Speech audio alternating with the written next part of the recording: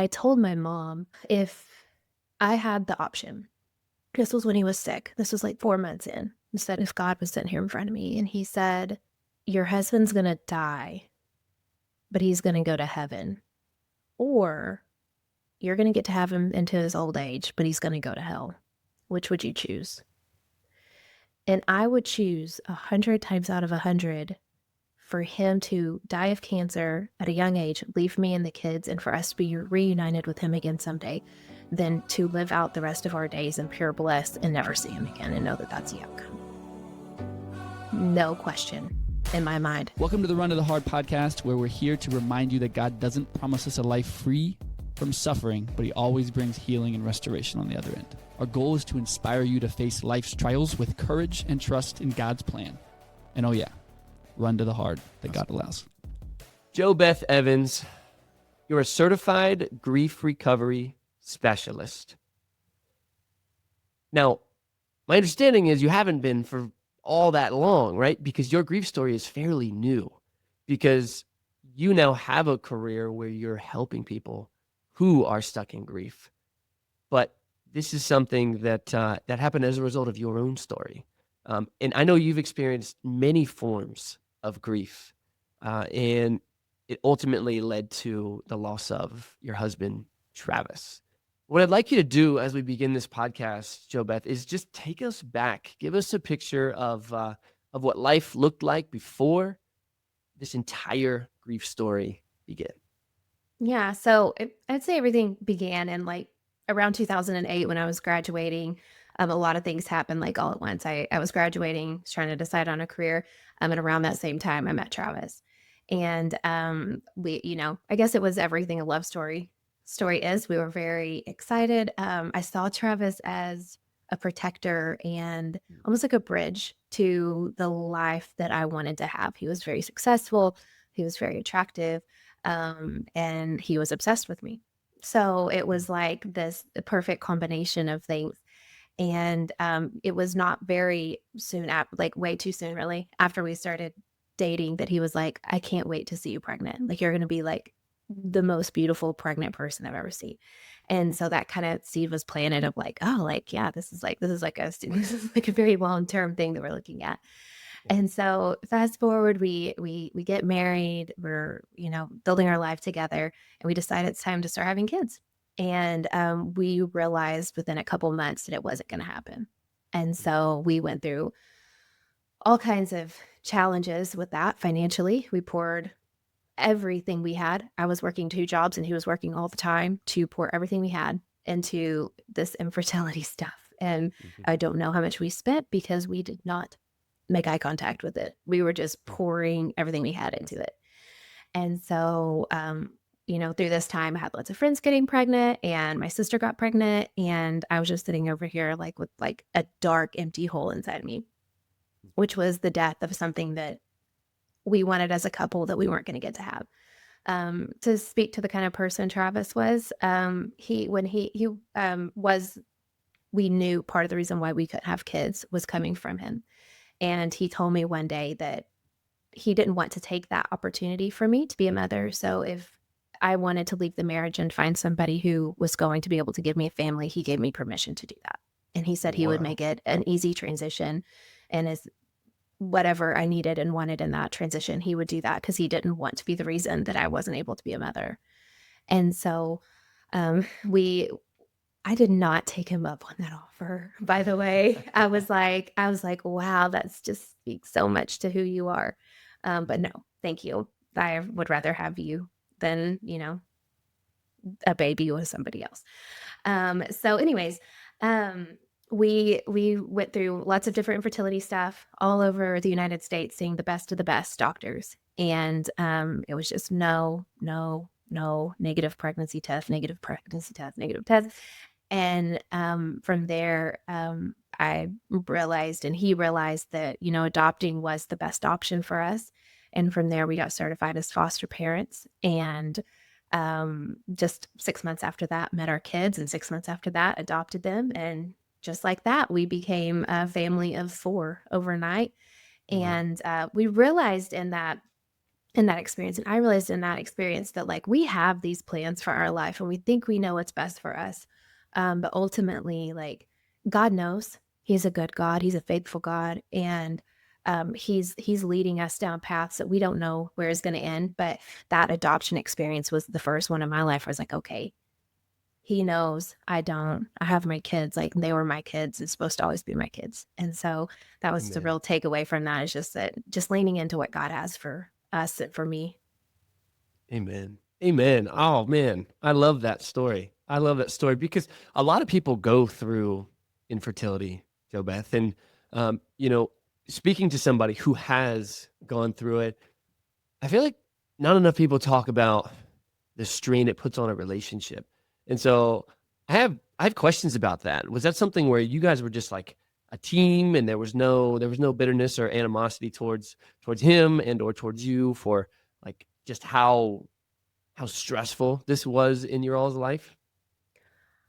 It is very common for couples to have relationship issues, but that was not the case with us. I think there was Yeah. just so much sympathy for each other. Like Mm, he felt bad for his part in it, and I felt bad because he felt bad, and it was just we never went there. mhm, And you'll know is like if you ever listen to much of my story, it's like I don't give myself a lot of choices, mm, and to be angry at my husband for something he can't control was not a choice. And yeah, so no, we didn't have any issues, and I was even on all kinds of good. hormonal stuff, and we were just like, "Okay, this is enough. We're okay." So, no, it Yeah, was an issue, and I'm glad to say that, but I good. know a lot of people it is an issue. Yeah, yeah. Well, and like I know there have been issues even on like the man's side where it's almost like, you know, sex becomes transactional because you're Mhm, like, we're just trying to make a baby. Like this isn't about anything but making a baby. You know what I mean? And so it does end up really impacting couples. Curious in the work you do now, do you work with couples that struggle with this and kind of help them through all the elements of this? I haven't yet. I have worked with Mhm. women who have lost babies. Mm, That's probably more common. I think part of that is because, infertility is such a private thing. A yeah. lot of times you don't talk about it till it's over, until you've been like, "Okay, we can't have kids, we're adopting," or, "Okay, we're pregnant, we've been trying for years." Like, it's a very hidden thing, and so I Yeah. don't think women are reaching out like maybe they should be, or husbands reaching out on behalf of their wives, Yeah. because it is a major loss, it's a major grief, and it's very different. The loss of something you've never had is Mhm. really weird, and it's really hard to Yeah. navigate. Yeah, and you briefly mentioned that your sister got pregnant, which you just Mhm. mentioned a loss you never had is really difficult because you're like, "Man, I had this expectation of what it should be," but then you see other people get it, right? Mhm. What's that feeling like? How do you navigate that, as a Christian who's trying to have grace while still trying to be loving for your family, but also just feeling what you're feeling? Well, I think one of the biggest things is being fake. Like when I look back on that part of my life, I was so exhausted from being fake because I had Wow, to that's good. be fake happy. Not like fake happy, but it was like these two contradicting feelings of like super happy for you, so sad for me. And but I can't be like so sad for me in front of you or you're going to stop sharing your journey with me and I don't want you to cut me out because I'm not getting this experience. And I even told I Wow. lost a friend during this process because she couldn't share that with me. She didn't feel like she could. And so I lost her. So my next friend that I was getting really close to, she got pregnant. I was like, there may be parts of this that are really painful for me. And like, but will you please like let me be a part of it? And that was this kind of Wow. situation with my sister too. Can I please be a part of this? Because like my sister's babies are the closest thing that I'm ever gonna be to having children. Like being in that situation in the hospital, the pregnancy, getting touch a baby like in the belly, like Yeah. now I'm super excited for when my kids have kids and I've already already like preparing them that like I need to be a part of this because like this is really cool. Like please include me. Um they're like my daughter's 8, but I'm already Oh, like yeah. grooming, I guess, her in a way to be like, this is something that you're gonna include me in. Yeah. But yeah, I mean, navigating that was wild because I had to be like, there was a whole bunch I couldn't share because people who loved me the most didn't wanna hurt me, and so Mm. I was fake so that they would continue to share with me and I would get to be part of that with them, and that was so exhausting. That's that's so real. That's so real, and that's so raw of you to say, because I feel like someone can listen to this and be like, "Yeah, that's me. That's me." Like, I get that. What's what's great about being a Christian is we know that there's always some form of redemption on the other end. Like God has a plan, and it's Mhm. typically not our plan. And many people who have experienced stories of grief realize that. But like you mentioned, you almost realize it after the fact, because Mhm. God's not like, I'm going to show you the whole thing. He just one Right. step at a time. And so you mentioned that you guys decided to adopt. Now, as that kind of came to the forefront of yours and Travis's mind, was there initial pushback to that? Was it like, no, no, no, no, Lord, this is our plan. We're going to keep doing this? Or was there a moment and a shift where you're like, no, no, Lord, I can tell this is you?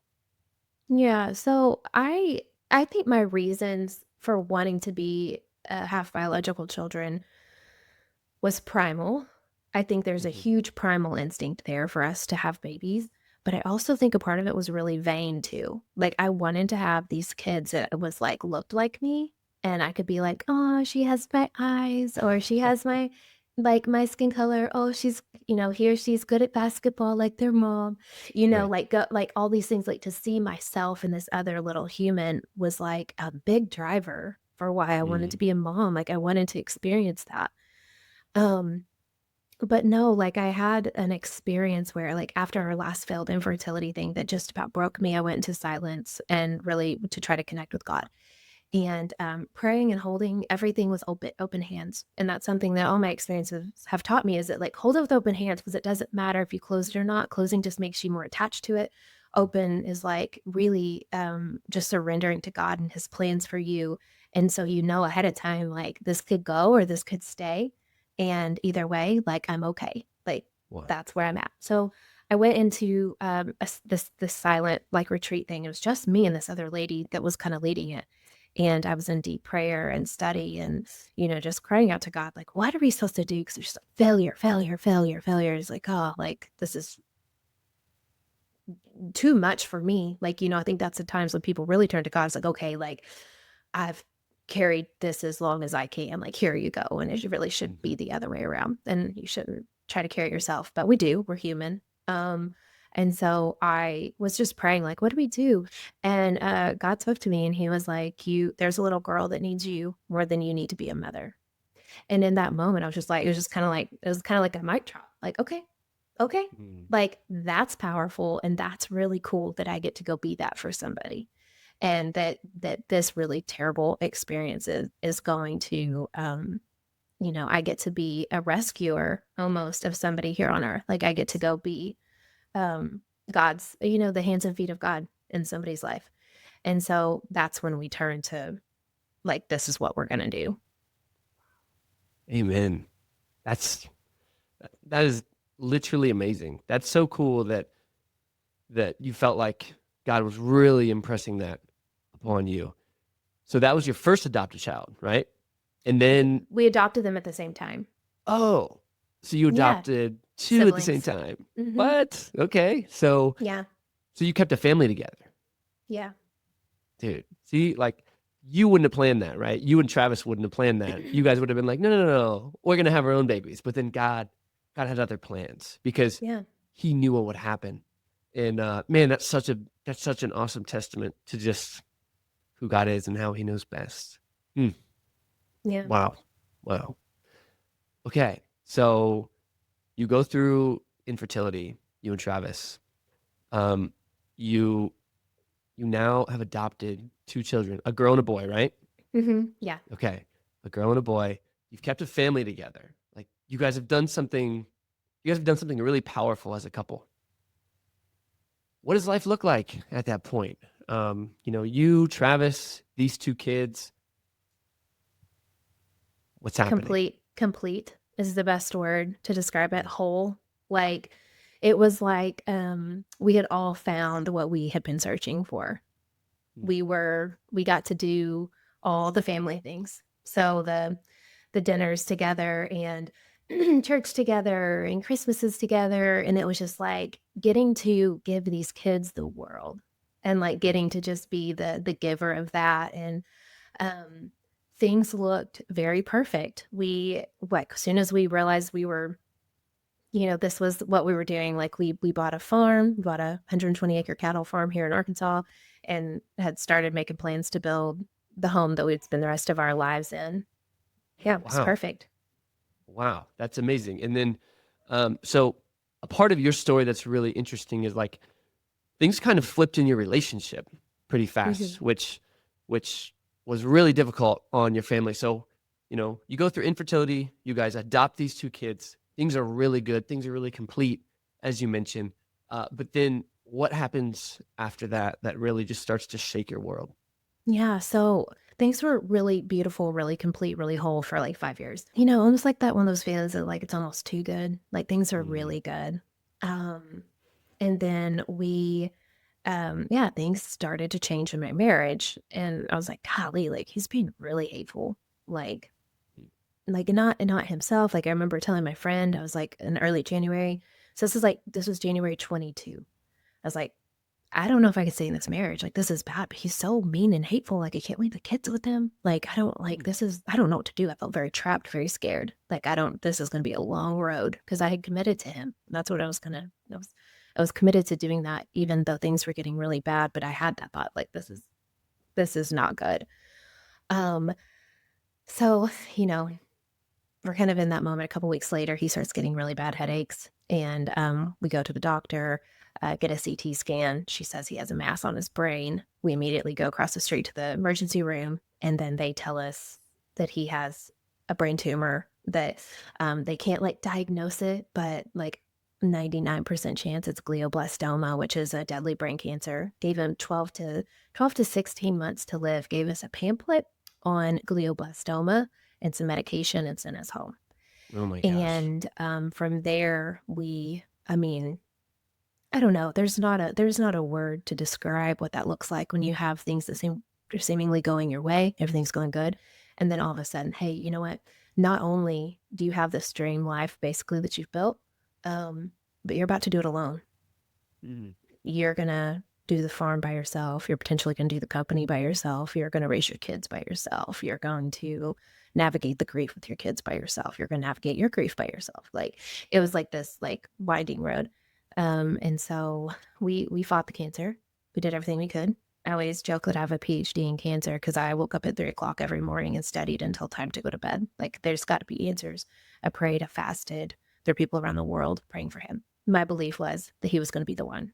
Like my faith was so strong, and I had found the best doctors and the best supplements, and mm, had all the people praying and fasting for him. Like he was going to be the one. And so as we got into this, we realized that like he was not going to be the one. He was mm, also going to die to this disease. And so um, a couple months before he passed away, I decided to call on hospice, and we moved him into a hospice facility. And it was there that I just got the most love, so loved, so supported, so surrounded mm, by some of the most amazing people in the world, and really got to see um,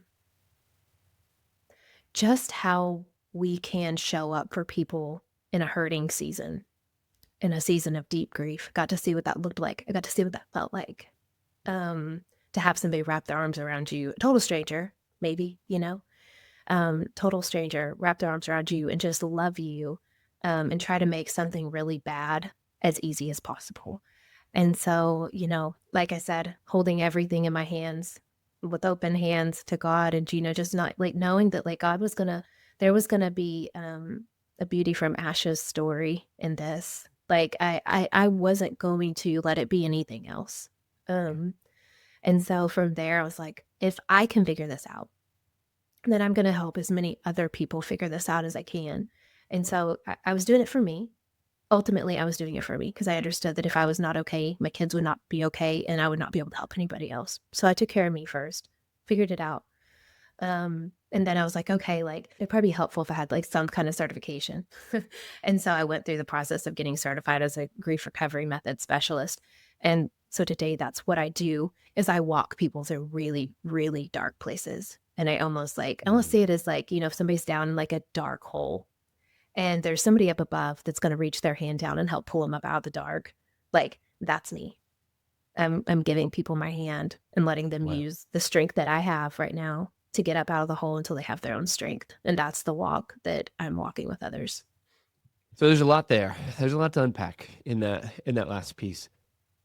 Walk me back to the change in behavior for Travis. How did you know this was so not like him? I mean, was he particularly religious at the time? Was he like, what was it about him that changed so much? And was it overnight, or was it, just slowly he just started to change? Yeah, it was super slow, super gradual. Super slow. There was like, and this is true if anybody's listening that has had a person in their life have glioblastoma in that part of their brain, so the front right, they're gonna understand this. But he started forgetting some things, but also like it was like very disconnected from me. He was really obsessed with work.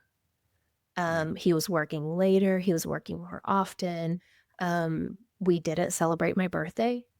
The about 6 months before, he was just kind of like, he took me out to dinner one night. It's like, this is for your birthday, but then didn't bring it up again. And that's really unlike him. Like he really celebrated like my birthdays. Like it was a big deal. Birthdays, Mother's Day, like big celebration, very honored. Like you don't cook, you don't clean, like you get lots of gifts. Like the kids knew that this was your special day.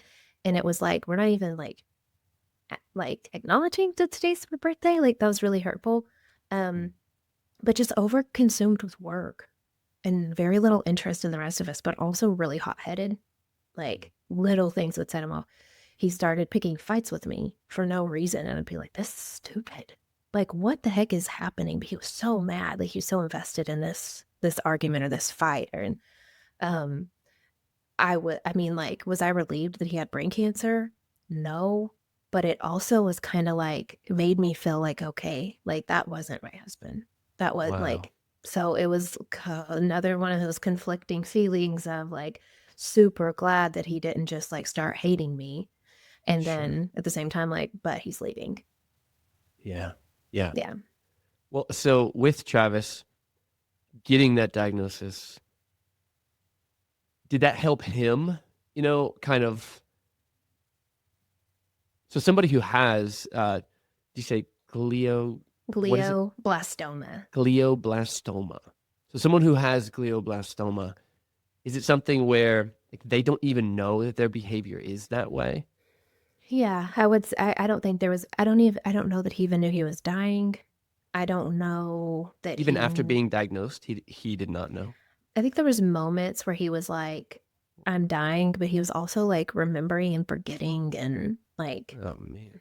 I don't know. Like we never talked about after, like what's going to happen after you're gone. There was none of that. Really? So he Yeah, just there tried was to never a carry life conversation. on as normal? Mhm. Yeah. He was So, either working or sleeping. So he would go try to work, and sometimes that worked out and sometimes it didn't. But he hmm, would either try to work or he would sleep. And so if he had any energy, he would go to work. But work was always his go-to. I mean, yeah, that was definitely a priority in his life. got it. And I would like to talk about the switch in priority at some point, but yeah, it was, yeah, I don't know. If he did, he was a very quiet and private person. So I don't know if it was just like too hard for him to talk about. But like, I remember sitting with him one day and I'm like, you are leaving. Like I am not. Like, we need to talk about this so that like, basically you're leaving and I'm going to be here to put the pieces back together. And I don't even know what the pieces are. Like, Mm, to put on, like, to have any idea. And he basically acted like he didn't hear me. And wow. so I don't know. Like, I don't know. His brain Sure. was being eaten by cancer. Like, I don't know what Ugh, was happening in there. So that was a big question mark. And, I've talked about before that, I lost him before the diagnosis because he was not the person that I married. He was not the person that I'd done so much life with. And so, like, it's just a very slow digression of a relationship and a life. yeah. I'm interested in the practical side of this a bit because you mentioned like, hey, you're leaving and Mhm. I have to put the pieces back together, but I don't know what pieces there even are. So you bring this up to him.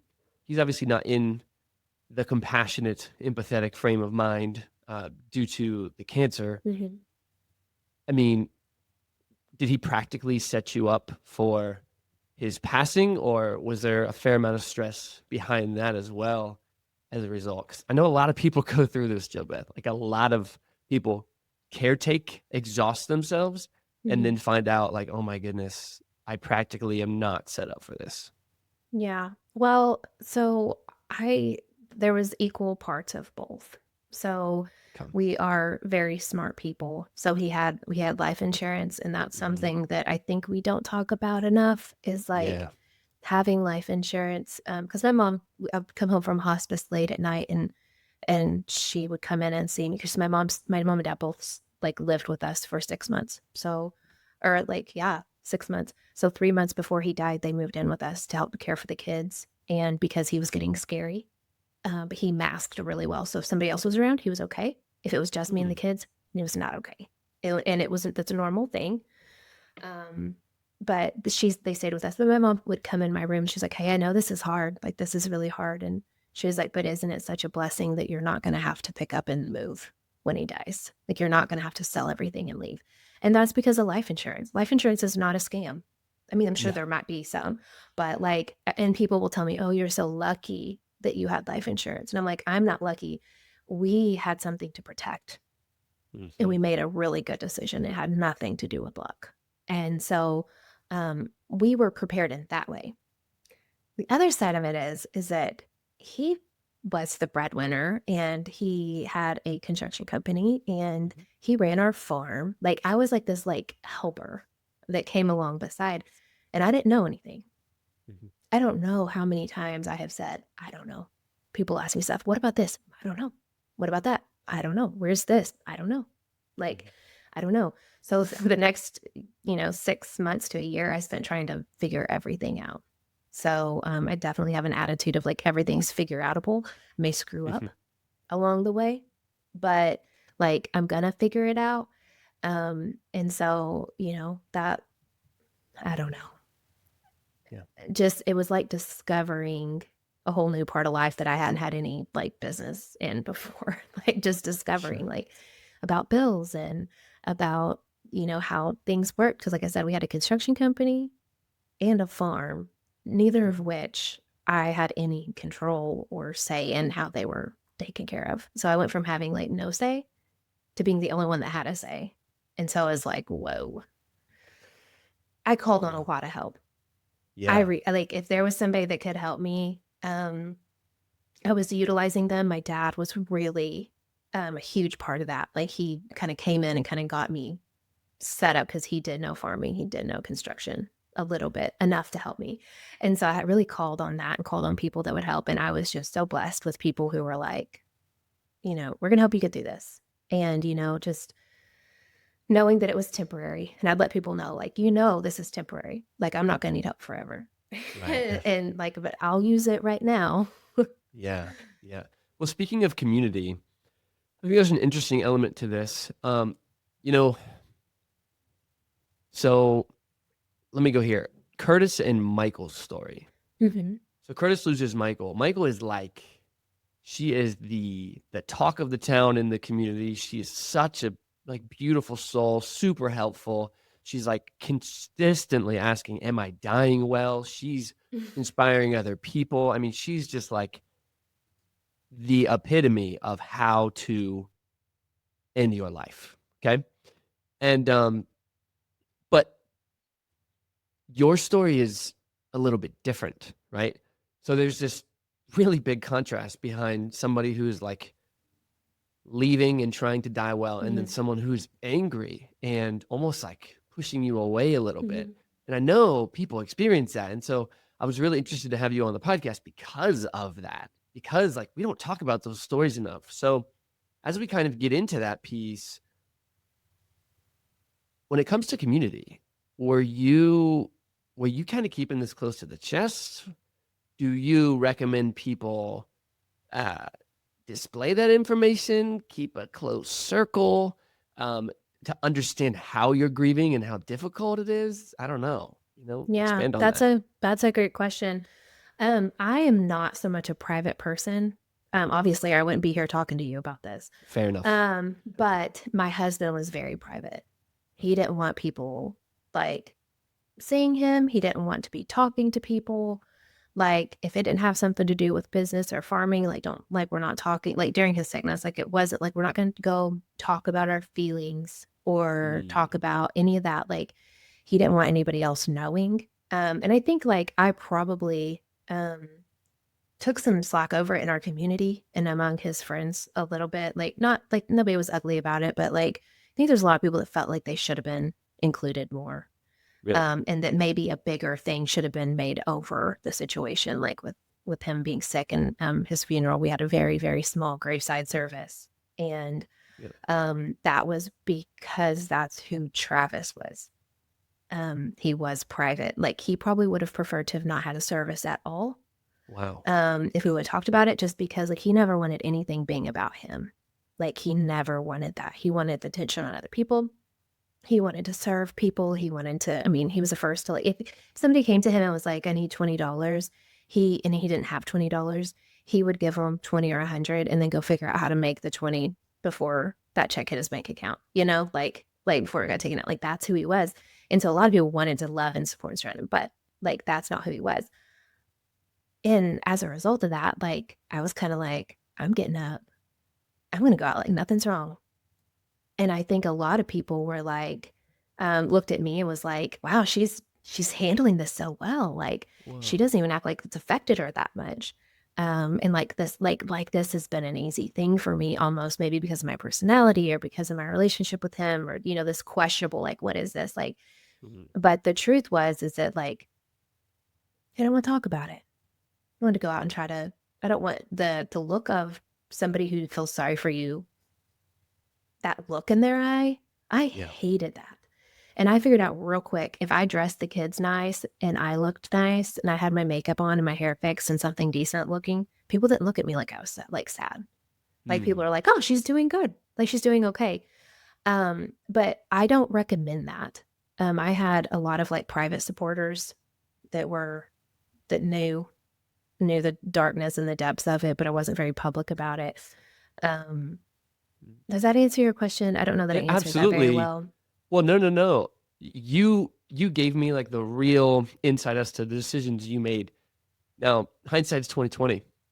What would you have done differently? Would you have had a bigger funeral? Would you have still, respected his wishes as a more introverted private person? Would you have expanded um, the story a little bit more? What would you have done in hindsight for those who are potentially preparing for something like this? I would have done everything the exact same way that I did it. Okay. I, so he died slowly. Hmm. So I sat by him for a month when he was unresponsive, like waiting for him to die. So I had like a lot of time to just Mm, sit in silence and think about what I wanted that time to look like.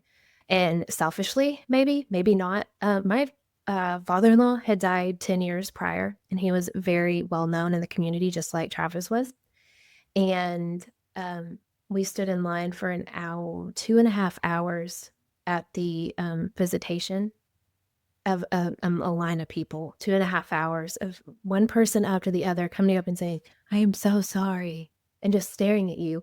And I was like, yeah. I will not be putting myself or my kids through that after what we Yeah. just experienced. Like we have done enough suffering. There has been enough pain.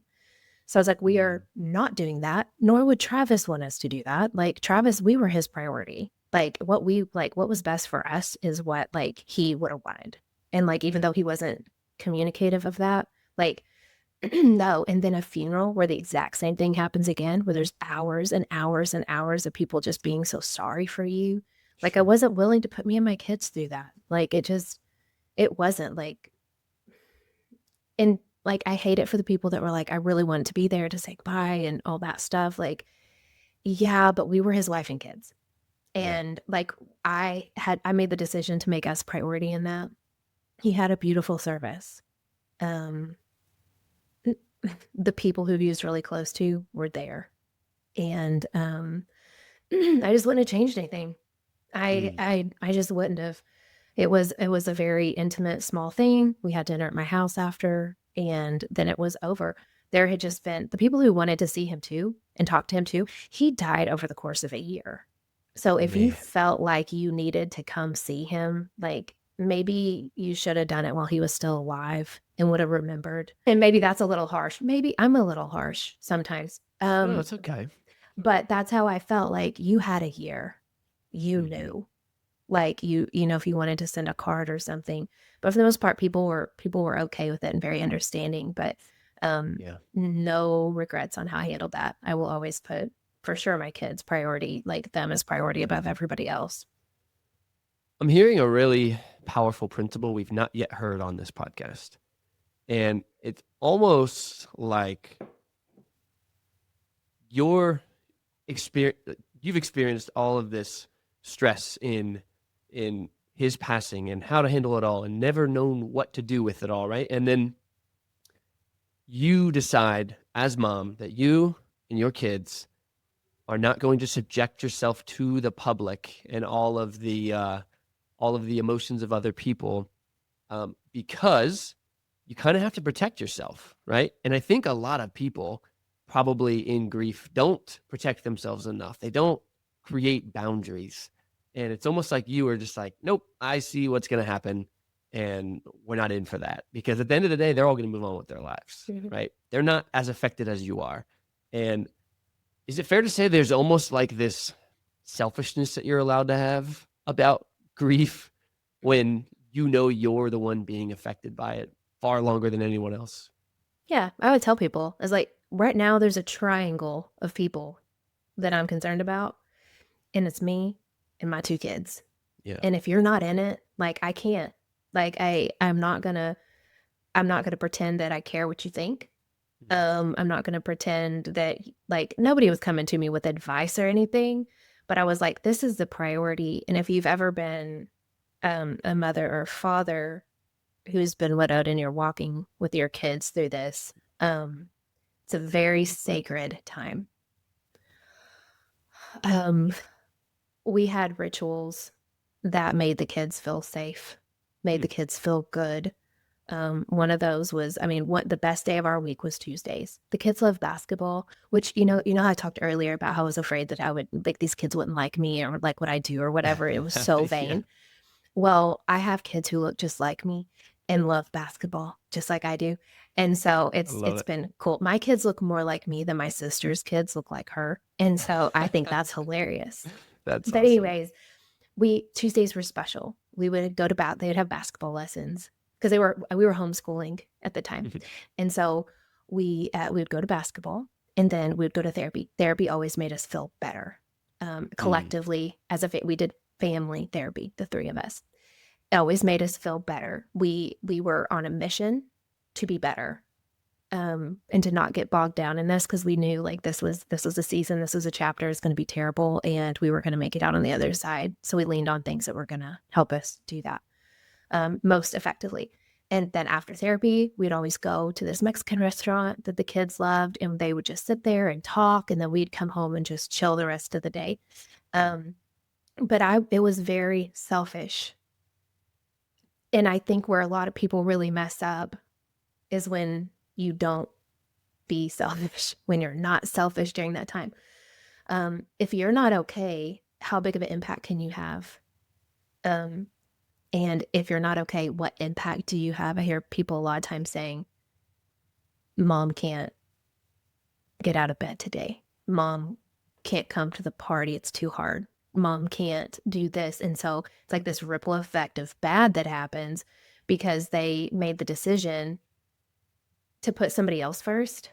Like, I'm not gonna make myself a priority, and I think it's just a really negative ripple effect when you don't do that, but it goes against kind of what we're taught as Christians, though, to put Yeah. yourself first. But I Sure. think the maturity is in realizing that, like, you gotta be okay first, and part of that is a spiritual thing. Like, are you Mm. making time to connect with God? Are you making time to find comfort in His Word? Um, are you, but because that's selfish time. When you're like, Mm. "Nope, you can't call me. You can't interrupt me. I'm spending time with the Lord." So, Yeah. like, this is not about you. This is about Yeah. me right now. we need to bring that back. We need to bring that into part of grieving. Hmm.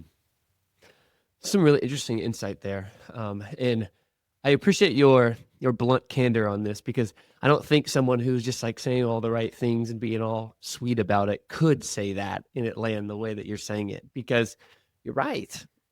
I really think you're right, because again, we think about all the people we've lost in our lives. It's like, I lost my best friend in a fire in 2013 and it wrecked me. However, it's now 2025, and like, I would be lying through my teeth if I said I think about him every day of my life. Like, I love him, and when I think about him, right?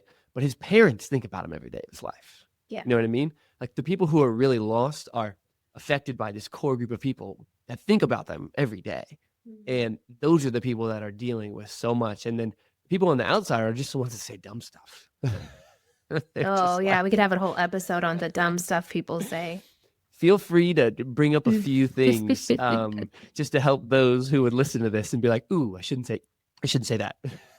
Don't say anything that you think is going to make them feel better. So if anything falls into that category, because you can't, right? So, I mean, we call them intellectually true statements, but emotionally unhelpful. So people would tell me all the time, like, oh, he's in a better place. And like, and okay, I believe that too. And I still have to parent these kids by myself. Yeah. Like, I'm still hurting. Yeah. There's, you're young, you're going to find, you're going to find somebody to spend your life with. And I'm like, for sure I will. And my husband died, so I think that's a mistake people make, is they think that they have something, or they feel like uncomfortable and they're like, I have to say something. I always joke that the best thing you can say to somebody who's grieving is, I love you, I'm here, and I'm going to bring you dinner on Thursday. Like, that's like the best thing you can say, because it's like good. one thing off my plate. I know you love me. You're here. There's nothing you can do for me, like, other than bring me food and take something off my plate. So yeah, if it falls under the blanket of this might make them feel better, don't say it. Just tell them you love them. If you do, and if you don't, be like, I'm thinking about you. If you're going to pray for them, I'm praying for you. But if you're not praying, don't say you're praying for them. Like, I've caught the vibe from people so many times. It's like, I'm praying for you. I was like, are you though? Like, I don't know. That's so judgy. I shouldn't have said that. But No. I honestly, that is well said. That is well said, because it's almost this cliche, like, thinking of you is praying for you. It's like, no, there's a fundamental difference between you, praying for me. So right. Yeah, that's really good. That's really good, JoBeth. I wanna continue with the story here. I know everyone is interested in how the kids handled this. Yeah. How old were they at the time? Like, were they super close to Travis? And obviously, did him kind of changing impact confusion of like the relationship they had with him? I think there's a lot there. Yeah, there is.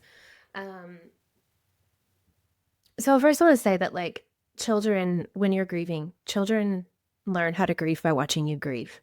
So that's a real big takeaway for anybody who's listening. Like, if you have kids watching you, if you're like, I'm sad, I'm going to go to my room and shut the door. Do you want your kids to, when they're sad, to go to their room and shut the door? Or turn to something else that's maybe a negative thing? So just to say that up front, that they watch you, you're their example. Most of us adults grieve like our parents because of that. So it was very gradual. So up until he got diagnosed, we hadn't spent more than 2 nights away from them. So over the course of 5 years, 2 nights max was what we had spent away from them. And so his personality changed, yes. So he started being meaner. And so there was kind of like, oh, like, let's kind of stay away a little bit. So that happened first.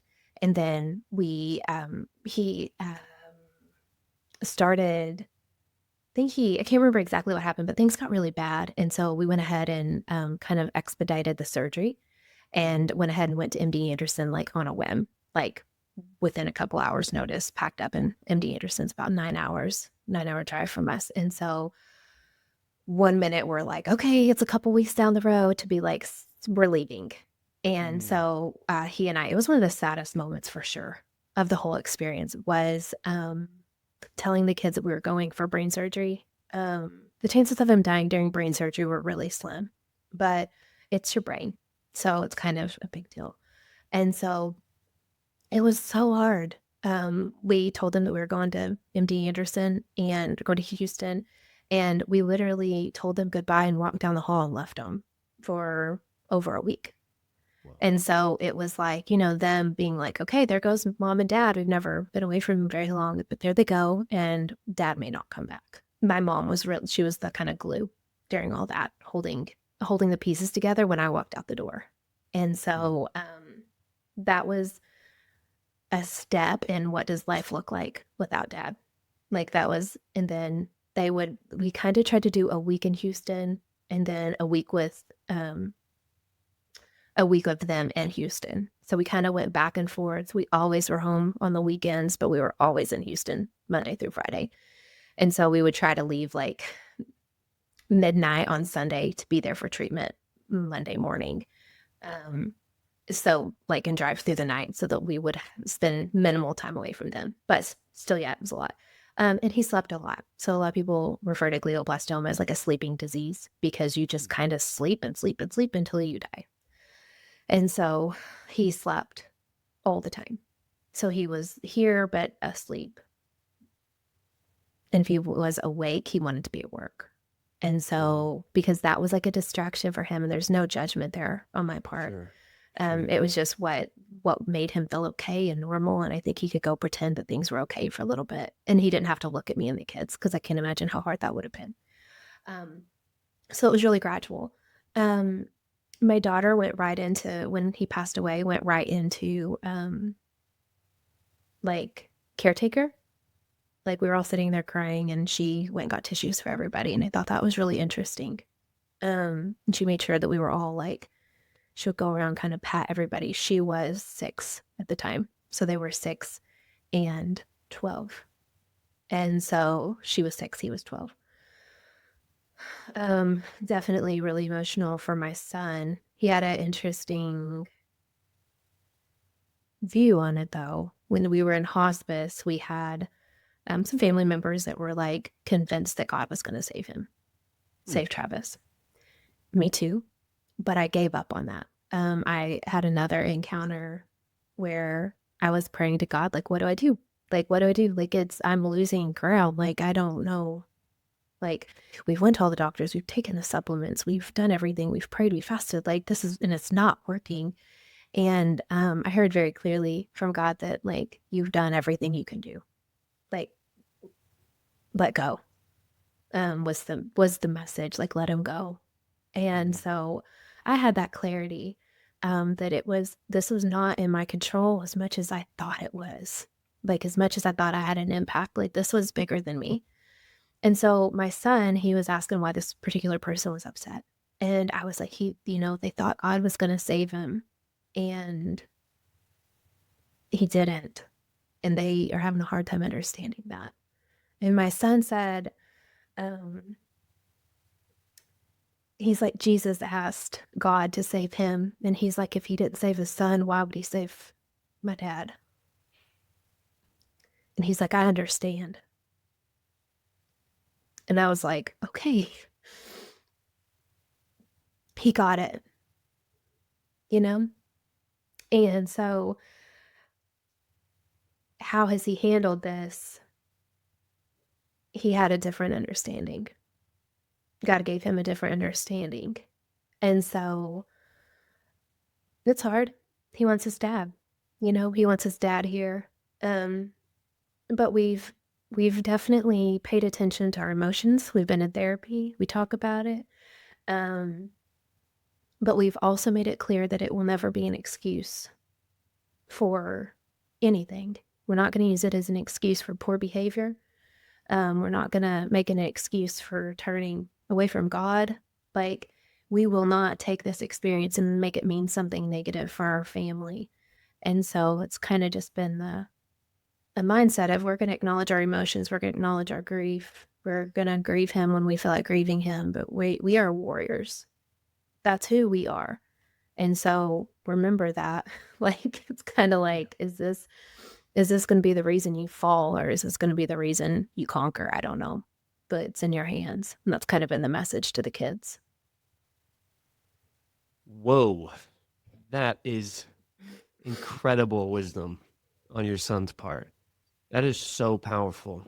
That really is. That perspective for a 12-year-old at the time is really special. That is really special. So JoBeth, we haven't covered this part yet. So Travis is a little more introverted. Travis is a little more like doesn't want to, talk emotions or anything like that. You guys are praying. You're praying for his healing. It's not happening. What's his response to this? Is he angry with God? Is he just like it is what it is? Give me a little insight into how he was responding to the prayers not being answered. So he was so private. Like I said, there wasn't a lot of conversations about any of this. So there was only one time that I think is really relevant for that question. And he had went through this brain surgery. He slept for 2 weeks after the surgery. They couldn't get him to wake up. Unexplained. They didn't know why he couldn't wake up, but he couldn't wake him up. So he slept for 2 weeks, was awake. Once he finally got awake, MD Anderson called us and like, hey, we want you to come down like tomorrow if you can, like be here in the morning. So we can do get started on radiation stuff, get a scan of his brain, make sure we got everything ready. And I was like, okay. So again, we drove through the night to get to Houston. And a couple days later, we're back home. And his the radiation doctor, she said, she FaceTimed me on a Saturday or Sunday. She said, cancer's back. Like he's never even had surgery. She said, it doesn't even look like he had surgery. It came back so fast. And she's like, we need to start radiation like Monday. And so I told him that. And it was just the saddest thing. He said, he was upset and he said, what am I doing wrong? Like, what have I done wrong? And he wondered if, he had he had a thought of maybe he was being punished for something, or maybe he hadn't done something that he should have done in his life. And I don't believe for 1 second that God punishes us like that. And I think that it was just kind of this thought in his head that like maybe there was something he needed to make right. Maybe there was something that like he was doing wrong. But that was really the only insight I ever had into how he felt about it. I don't know that he ever knew. I don't know that he ever knew how serious it was long enough to ever have thoughts. I think there were thoughts and he was like, I'm dying. And then it would be like, but now I'm mad about something. Like that was it was all over the place, really scary. But that was really the only like insight I had. And it was absolutely heartbreaking. Yeah, that is. I'm sure he's not alone when it comes to somebody who's that reserved. Mm-hmm. Like everybody thinks about their death. I mean, everybody thinks about the finality of it at some level, whether they distract themselves or not. Typically introverts are probably more like this because they're probably even thinking deeper. Did you have any indication as to like whether he knew Jesus, he was saved? Talk to me about where your hope is now that he's passed. So Travis was never like a spiritual leader in our home. Like he believed in God, but like you wouldn't see him studying his Bible or definitely not leading us. Like if I would have been like, let's not go to church today, he would have been like, great.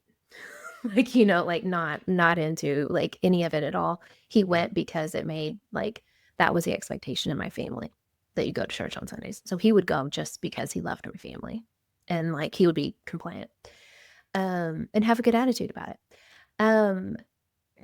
But I knew it wasn't there for him. Like that passion and that love was not there. And after he got diagnosed, a good friend of mine, she's like, how have you prayed for Travis in your marriage?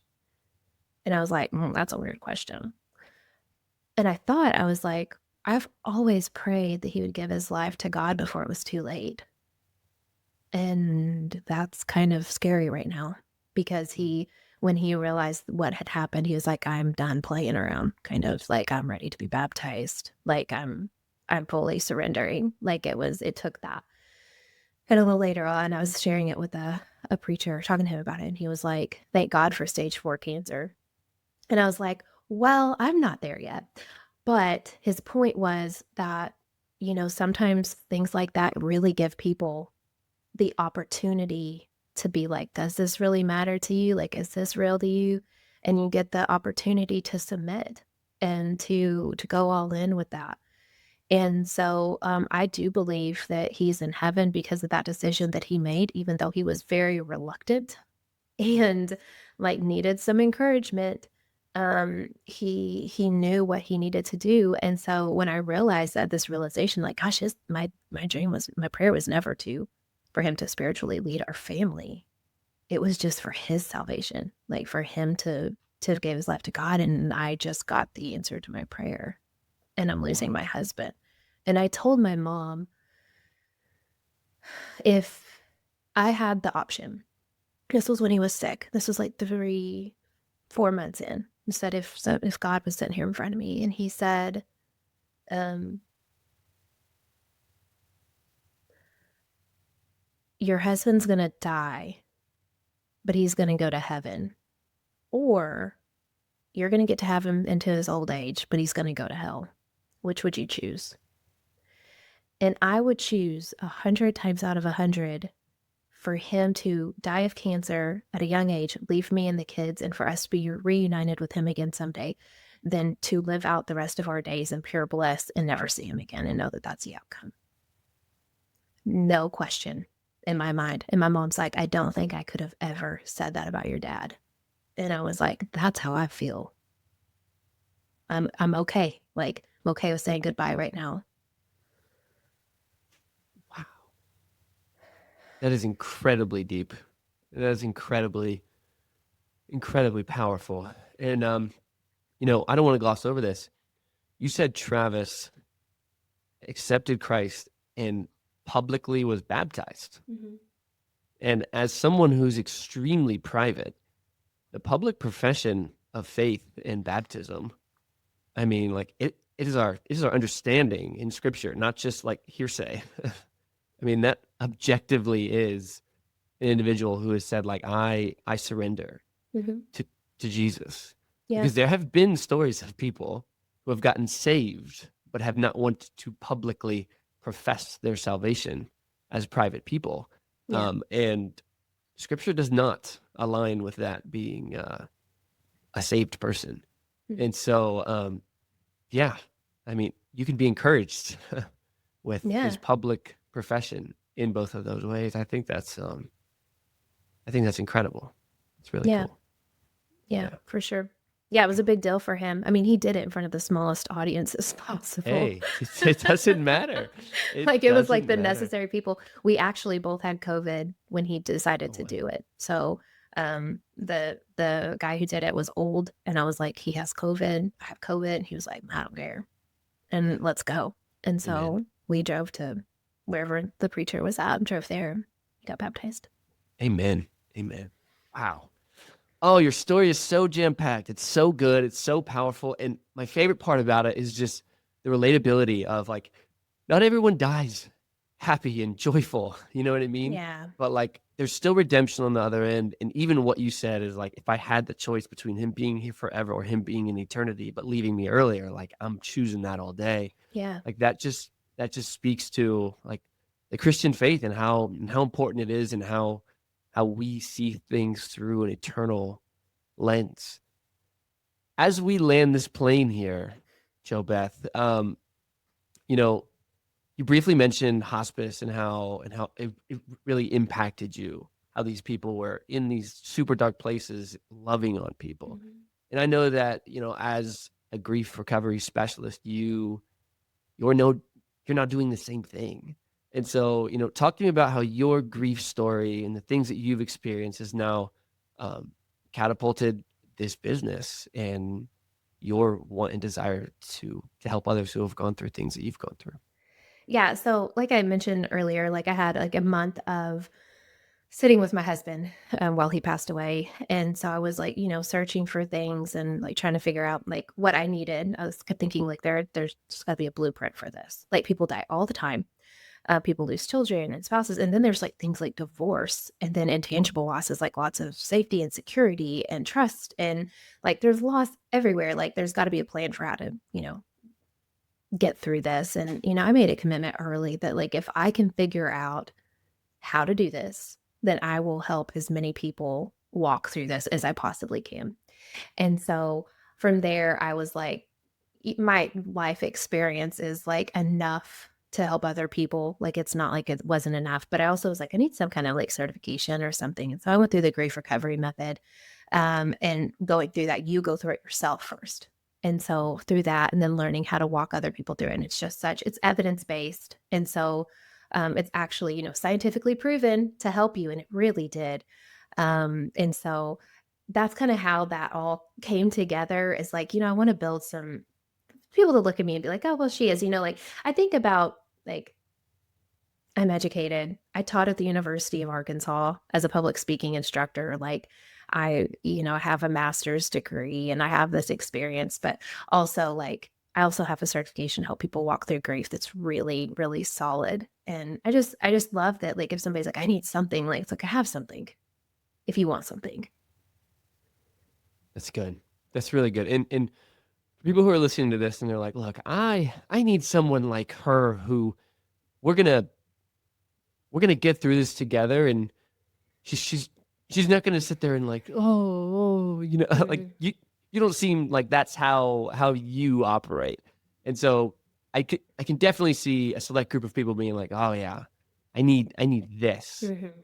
How would they find you? How would they reach out to you? What's the best way? Yeah, so I'm on like all social media platforms as NWA Grief Specialist, and then JoBeth Evans on Facebook. And so those are options. I have a grief group that's opening up. Well, it's always open. So like by the time this airs, the first one will have been closed. But I do a grief group where I walk people through this, and it's literally like what I talked about, like with somebody's down in a deep dark hole and they want somebody to pull them up out of it. And like you said it, you said it best. Like I'm not going to be for everybody because I am that lift you up person. I always say that like I'm not going to sit in the poopy diaper with you.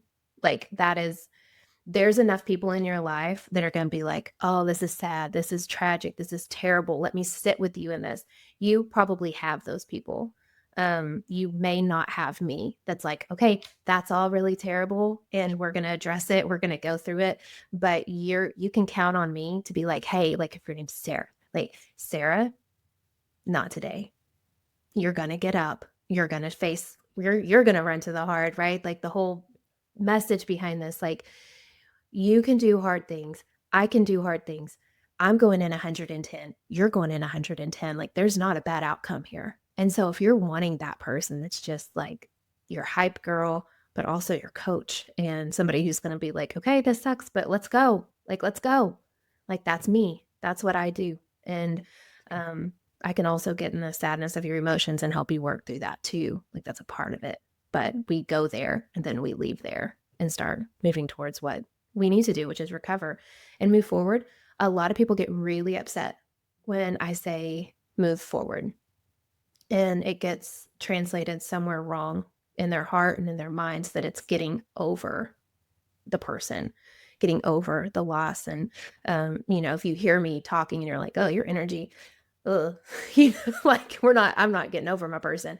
You're never going to get over your person. That is not it. You're moving forward. So you're saying this happened to me. And I think one of the most beautiful ways to honor somebody you've lost is to move forward in a very empowered life. That's how you can honor them. Not getting out of bed in the morning, 100% chance that's not what your loved one wanted you to do. So, giving people the Amen. strength and the education they need to move forward, not to get over, not to move on, but to just move forward. That's what I'm here for. Wow. It's really good. That's really good. Michael Christopher, she said the words that we've all heard so many times on this podcast. Run to the hard, run to the hurt, because it's in the greatest hard that God's going to do the greatest work. Last question I have for you. What does run to the hard mean to you, JoBeth? My first thought is just, and when I thought about this, is like, that's the only way. Like, it's the only option. And I always talk to my clients, I always tell them the story of buffalo, which I don't know if you guys talked about buffalo. We're herd, like, we got cows all over the place. Like, Yeah. we are very in tune here in Arkansas with how animal behavior. We don't have buffalo. Well, we do at the Buffalo River, but buffalo are the only herd animals that will, when a storm is coming, will face the storm and walk towards it. And it's because the buffalo understands something that the others don't, and that's that if you will run to the hard, if you'll run to the storm, and you will move this way while the storm is moving this way, the storm and the hard part is over so much faster. And I think that that's what anybody who's passing, like Michael, would want for your loved ones is like, just face that hard head on, and it's going to be over. The hard part's going to be over a lot quicker than if you do what most herd animals do, and that's get to the farthest possible place they can and hunker down with their back, literally not facing the storm. And so I teach and preach that to my people, that we are the kind of, we're buffalo. We're the ones that are turning and facing it because we understand. And one of my clients understood this assignment. And I was telling her how hard it was going to be and how much work it was going to be for her to make the progress that she wanted to make. And she told me, she said, JoBeth, she said, I'm not afraid of work. What I'm afraid of is being in the same place next year as I am today. That is what we want to do. That's what we want to realize. And just, there is no other way. Don't give yourself choices. I think it comes back to us thinking that we have a whole lot more choices than we need to have. Don't make it a choice. You're going to run to the hard, period. That's it. Yeah. Well said. I love that. I love that buffalo metaphor. That's really, really good. JoBeth, you have been so raw, so real. Your story is incredibly inspiring. Your story is one that I think that people can latch onto when they feel like, oh no one understands me. Mine is different. Yours truly is powerful. There's a ton to learn from it. Thank you so much for coming on the podcast today. Thank you so much. Thanks for having me. Hey, thanks so much for listening to the podcast. Guys, please head to ratethispodcast.com/RTTH to rate the podcast. And if you have not subscribed to our YouTube channel, please do so. And finally, third thing here, please check out the details behind the Michael Foundation in the link below. We love your support on this foundation and helping families stuck in grief with financial expenses. Thanks again, and we'll see you next time.